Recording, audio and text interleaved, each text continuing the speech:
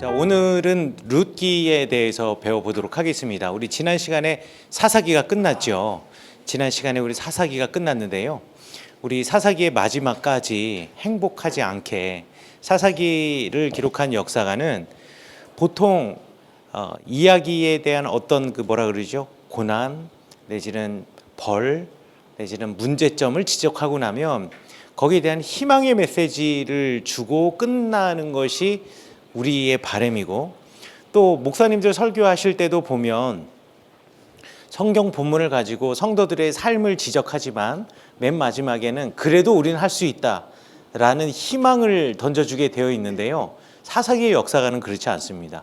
끝나는 그 순간까지 왕이 없었으므로 사람들이 자기 소견에 옳은 대로 행하였다라는 아주 크리틱한 말로 그 이야기를 끝내버립니다. 이게 사사기가 우리에게 너무나 불편한 이유 중에 하나가 되지요.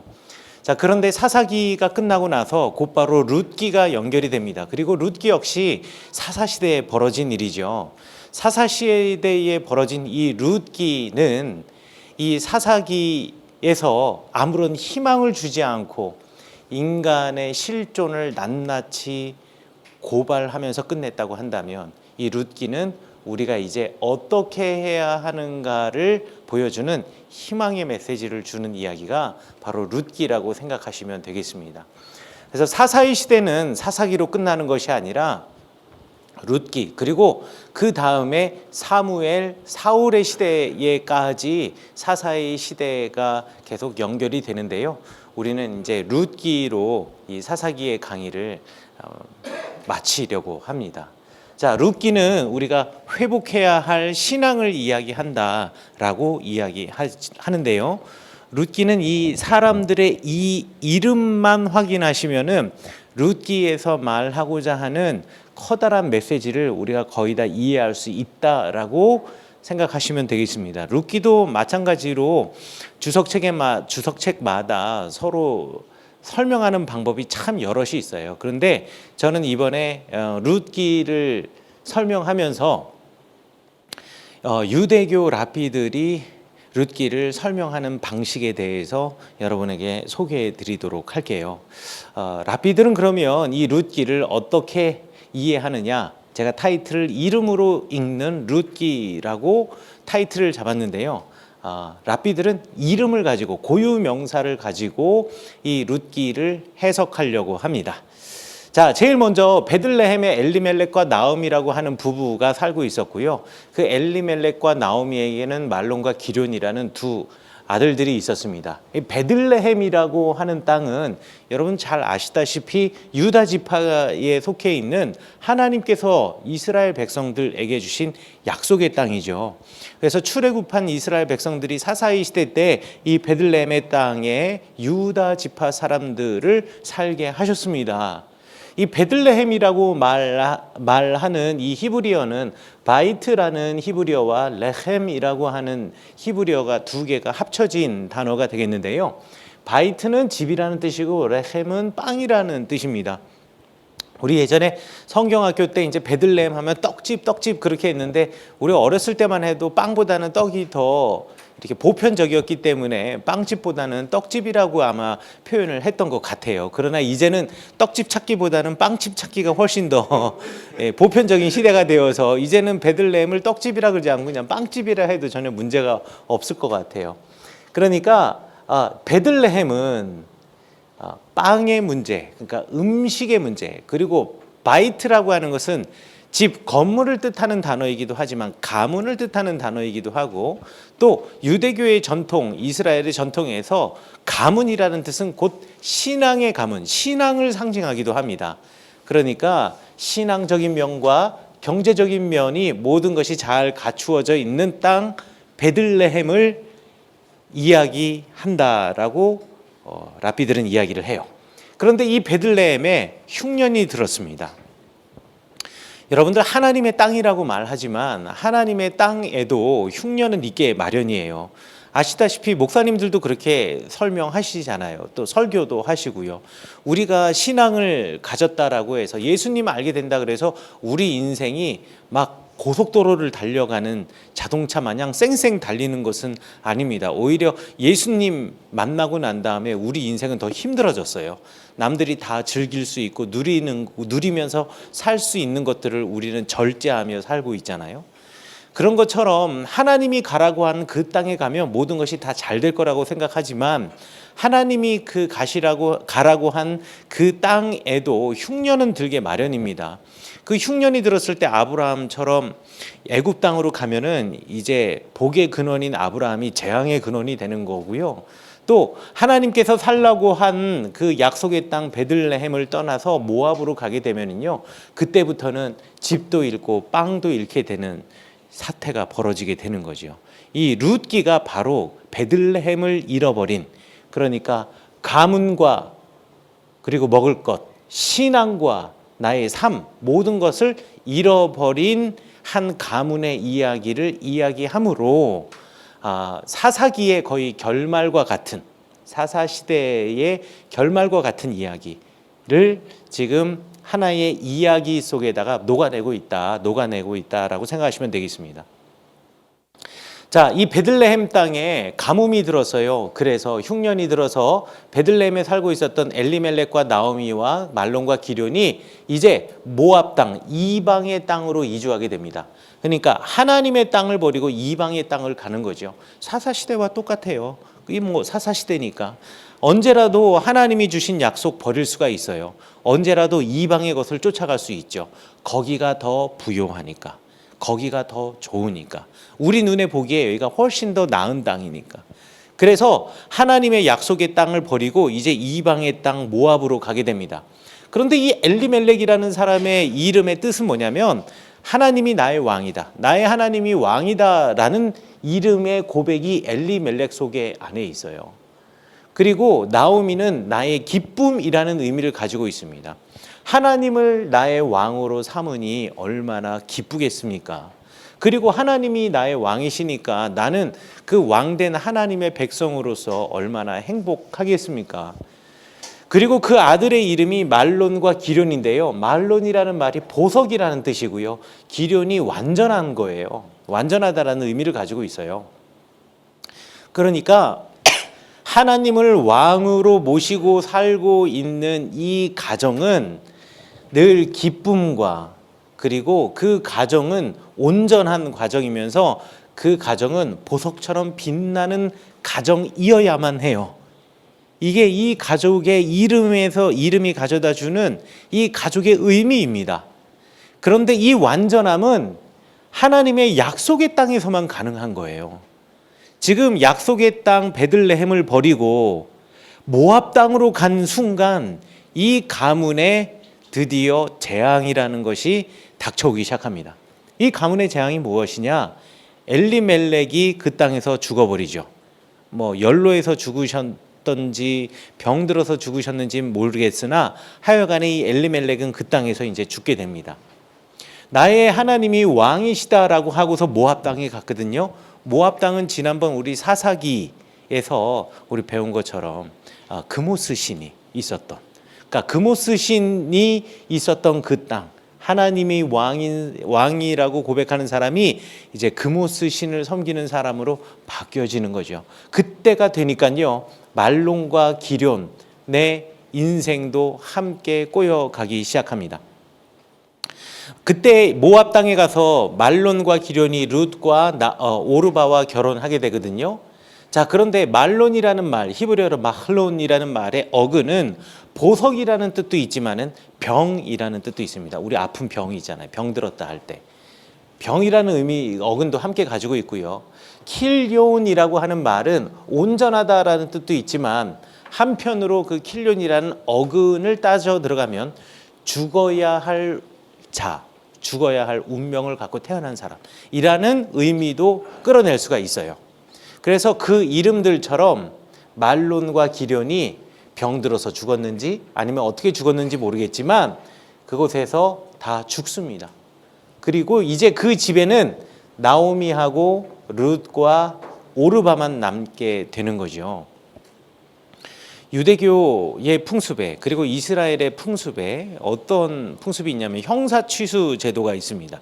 형사취수라는 게 뭐냐면 형이 죽으면 동생이 형수, 그러니까 형의 아내를 취하여서 함께 합방을 하여서 형의 가문을 이어주는 제도가 있는 거예요. 그리고 만약에 형이 아니라 동생이 그렇게 됐더라도 아마 마찬가지였을 거예요. 형이 대신하여서 동생의 가문을 이어주거나 뭔가 이스라엘에서는 가문이 끊겨진다라는 것을 하나님의 저주라고 생각했기 때문에 그 가문을 연결시키기 위한 그 제도가 형사취수 제도다. 뭐 계대 결혼이다. 뭐 이런 식으로 표현하기도 하죠. 이런 제도가 있었는데요.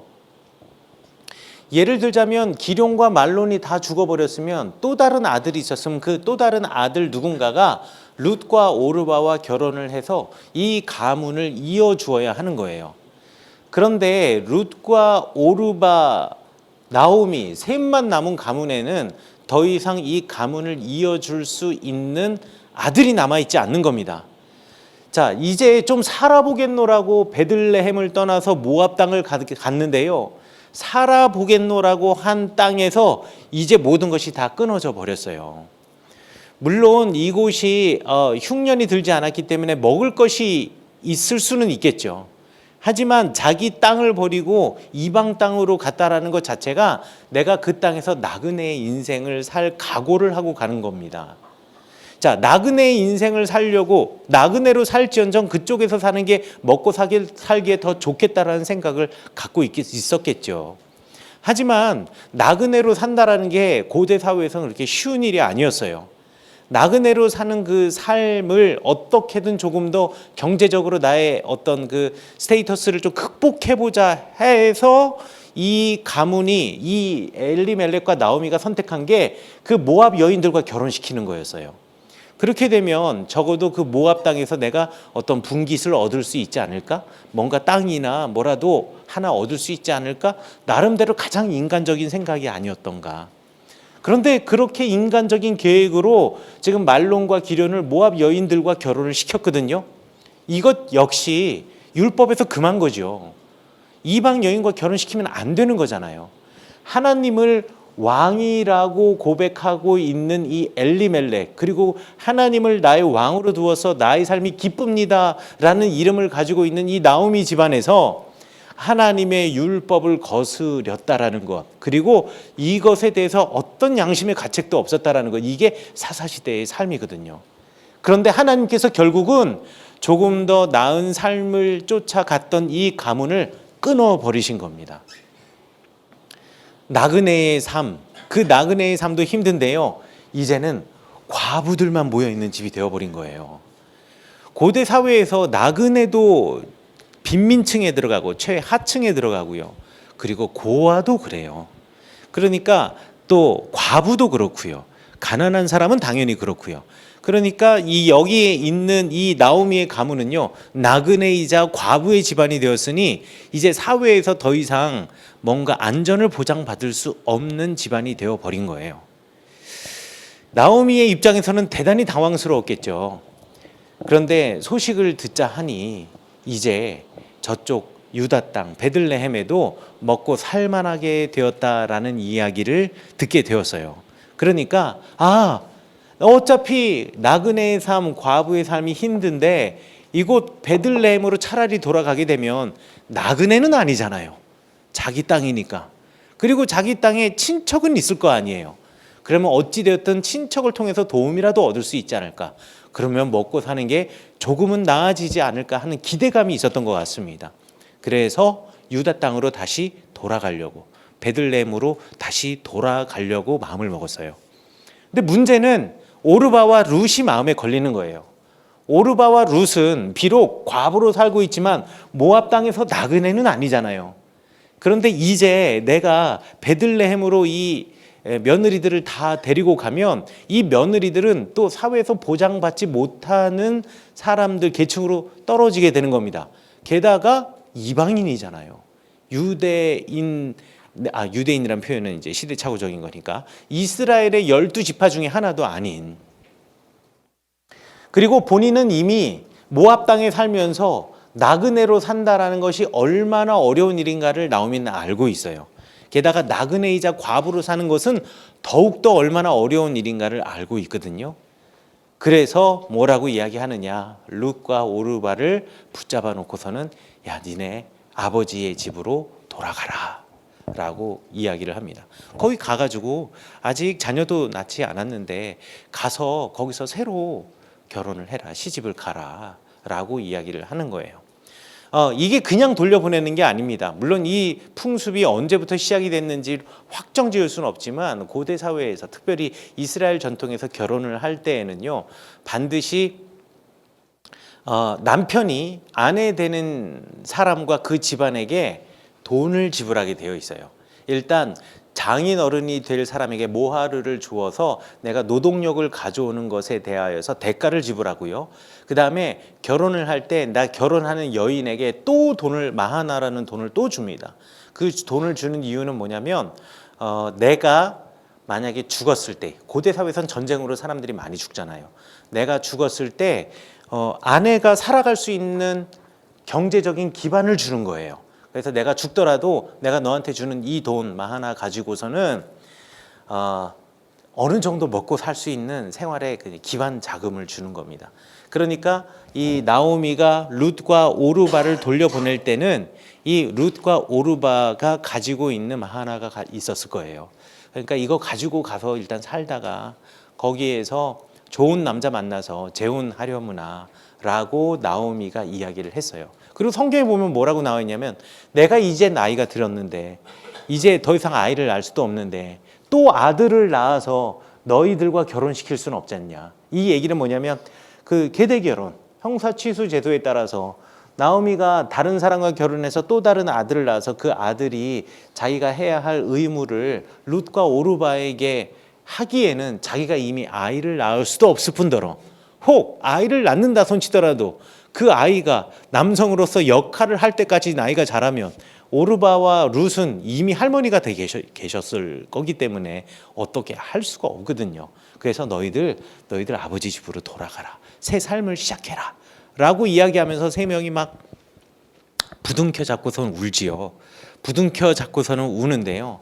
그때 오르바는 함께 울면서 네 어머님 마음의 말씀에 순종하겠습니다 라고 인사를 하고 뒤돌아서 갔다라고 성경에 나와 있는데, 오르바라는 말이 히브리어로 요 레시하고 페이를 갖다가 이렇게 뒤바꿔 놓으면요 오르바 오프라가 됩니다. 오프라 윈프리 아시죠?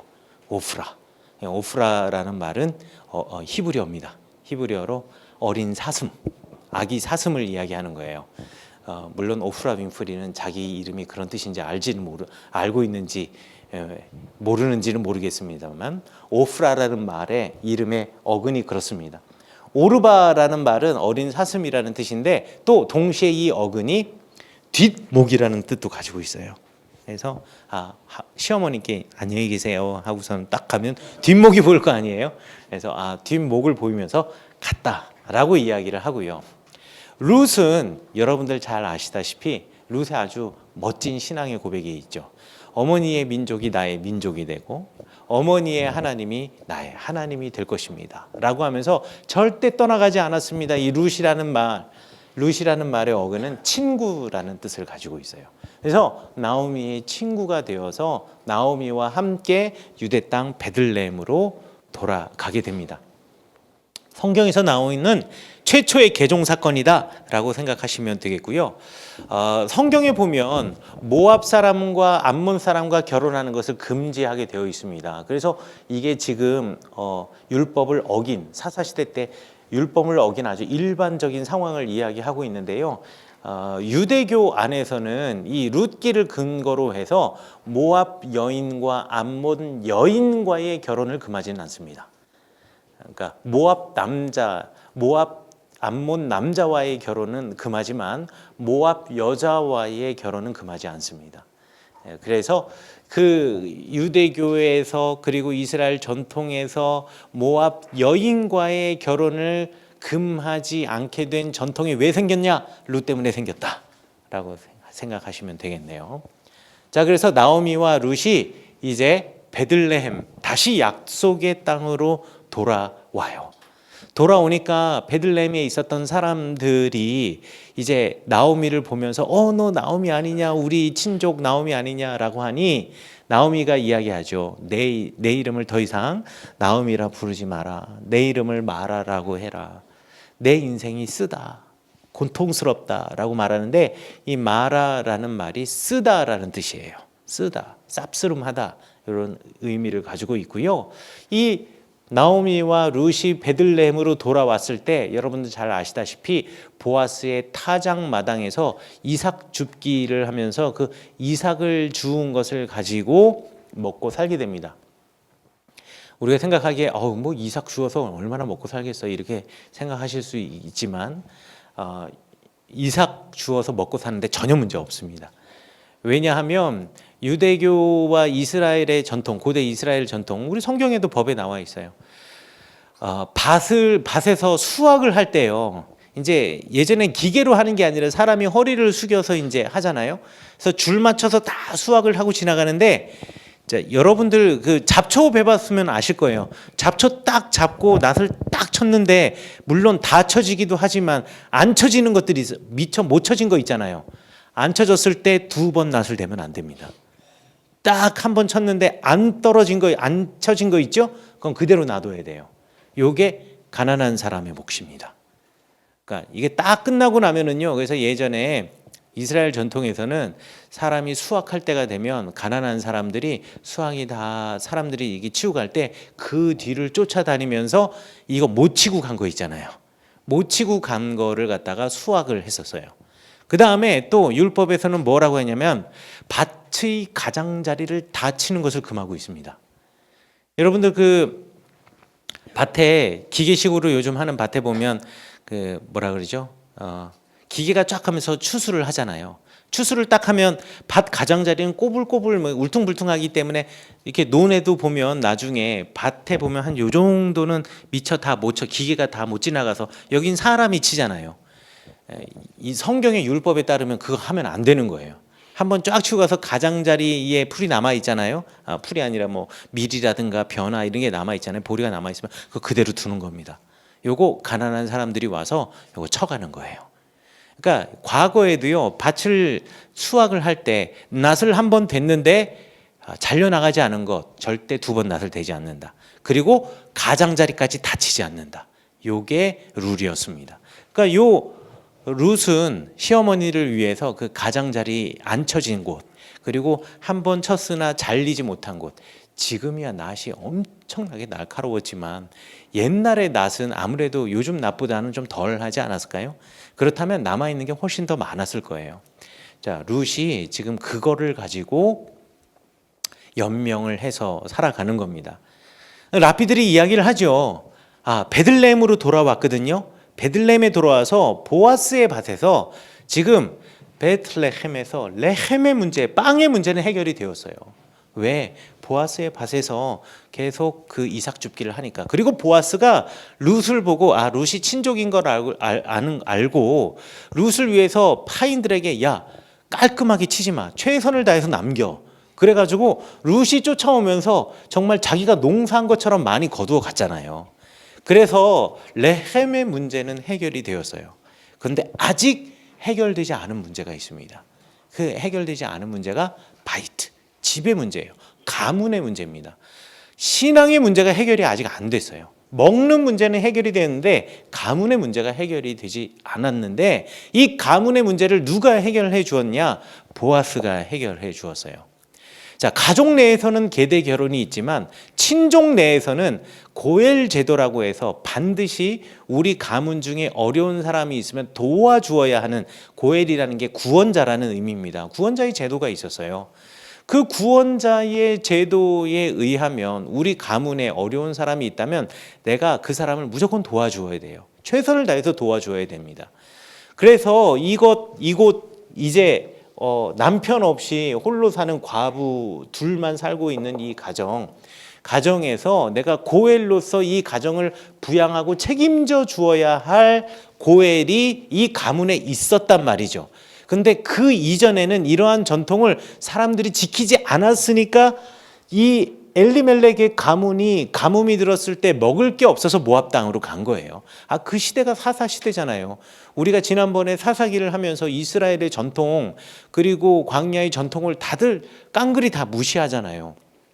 레위인의 첩 사건만 보더라도 레위인의 그 장인 어른은 광야의 전통을 따라서 사위를 3일간 먹여주고 그 다음에 또 더 나흘째, 닷새째 계속 먹여주고 엿새째가 돼서야지 사위가 갔는데, 같은 이스라엘 백성이지만 기브아에 있었던 사람들은 이 레위인의 가족이 들어왔을 때 아무도 이 사람을 맞이해 주지 않았잖아요.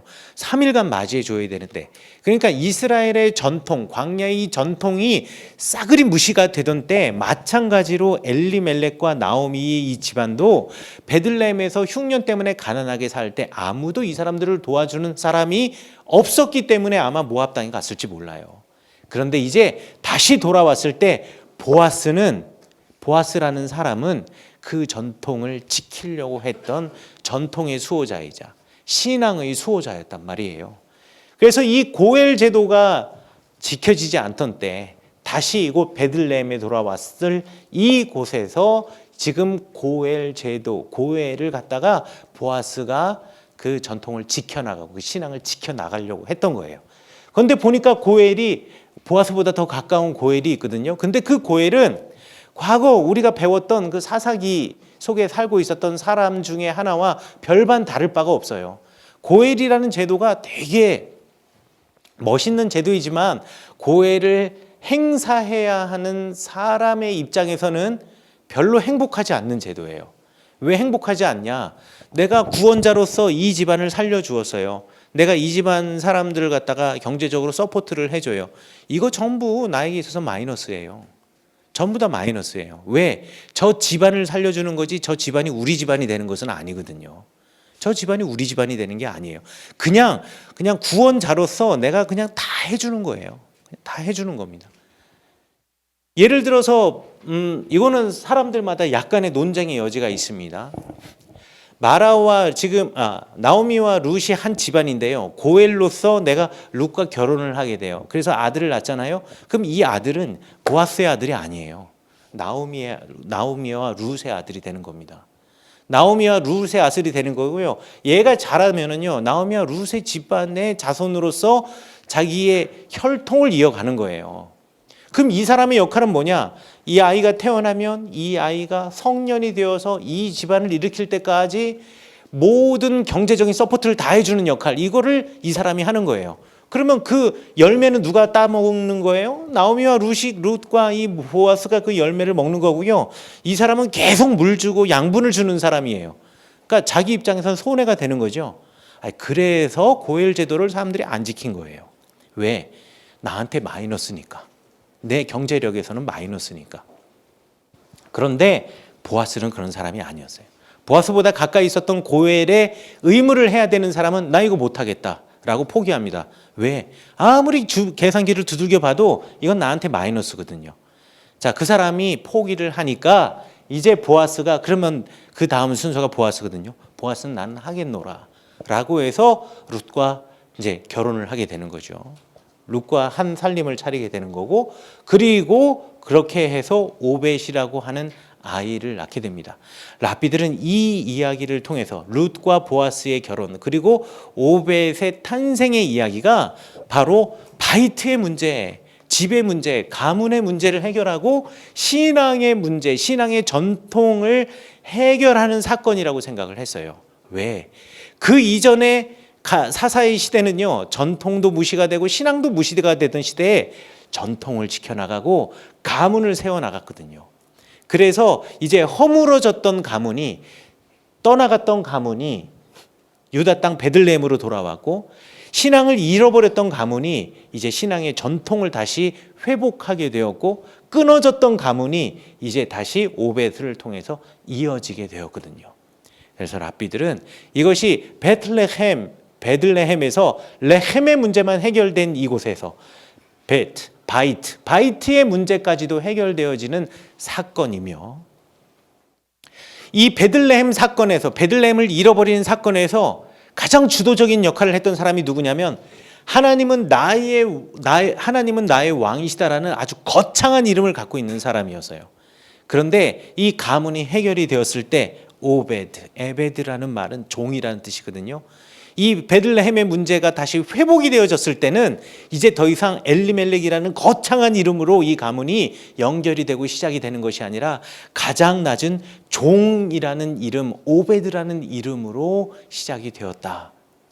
다시 연결이 되었다. 다시 회복이 되었다라는 것에 의미를 두며 우리가 해결해야 할 문제는 그동안의 사람들의 문제는 전부 다 레헴의 문제였고 레헴의 문제 있을 때 바이트까지 버렸지만 이제는 레헴의 문제의 해결에서만 만족하지 않고 가문의 문제, 신앙의 문제를 해결해야 할 텐데 그 신앙의 문제, 가문의 문제를 해결하기 위한 우리의 기본적인 마음가짐은 뭐냐? 내가 왕이 되어서 나의 눈으로 세상을 바라보는 것이 아니라 내가 종이 되었을 때 비로소 가문과 신앙의 문제가 회복이 되어질 수 있다. 정말 베들레헴이 회복이 되어질 수가 있고 정말 하나님의 가문이 회복이 되어질 수 있다라는 것을 이야기하고 싶었던 거예요. 이 오베드의 자손이 이새가 되고 이새의 자손이 다윗이 되는 거잖아요.